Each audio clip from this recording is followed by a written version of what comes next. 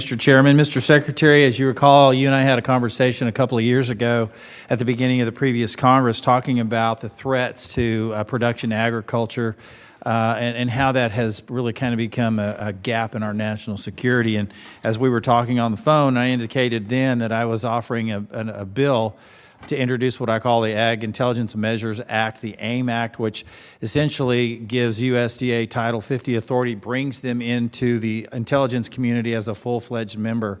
And I just wondered, I'm hoping that you still support that. As we see foreign state actors and non-state actors that are trying to undermine U.S. ag and steal technology and things like that. And so my question is, do you still believe that at this critical moment in time, with the way that China and some of our other adversaries are behaving and posturing, that this sort of an office is needed, is necessary at USDA? I think it would be helpful. Okay, good deal. Well, I appreciate that. And when establishing the office, do you believe there are other capabilities that we should be taking into consideration that we haven't discussed?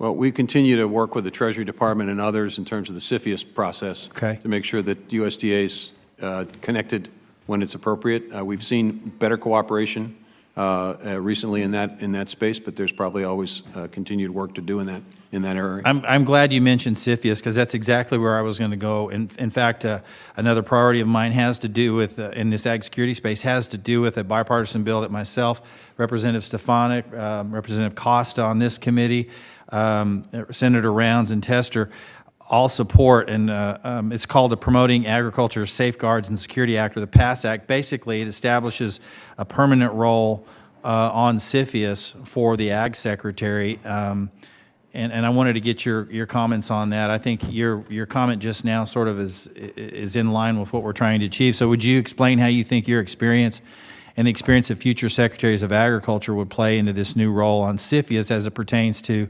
considering agricultural needs, protecting that vital asset, reviewing foreign transactions that may affect our national security? I think what we're learning is that sometimes it's difficult for people to see the direct connection with agriculture, but once it's explained, then it's fairly clear that there is in fact an agricultural interest in a particular company or a particular transaction. So being a permanent member would allow us the opportunity to educate the other members of CFIUS about what to look for and what to be sensitive to when it comes to agriculture and agricultural production. Excellent. Thank you. I'm going to shift gears on you, Mr. Secretary. As you know, producers across the country are struggling to find reliable sources of labor. Many have turned to H-2A program to help get the seasonal workers they need, yet recent changes to the wages for those workers will make costs skyrocket for those producers. The Department of Labor is utilizing the Farm Labor Survey conducted by USDA to set wage rates under H-2A. Yet that survey was never designed with the intention of being used in this manner, and it skews the wage rates to unworkable levels for farmers. So, Mr. Secretary, my question is, will you work with stakeholders in the Department of Labor to address these out-of-control wage rate increases? What I'm happy to do is work with the members of this committee and others to pass the Farm Worker Modernization Act, which could have solved this problem, Congressman. We had a chance to get it solved. This body, the previous Congress, passed it bipartisan way. Senate didn't get it done. If they had gotten it done, hundreds of millions of dollars could have been saved. That's the answer. That is the answer. Get that Farm Workers Modernization Act passed. Okay. Thank you, Mr. Secretary. I'm going to yield the balance of my time to my colleague from Georgia, Mr. Scott.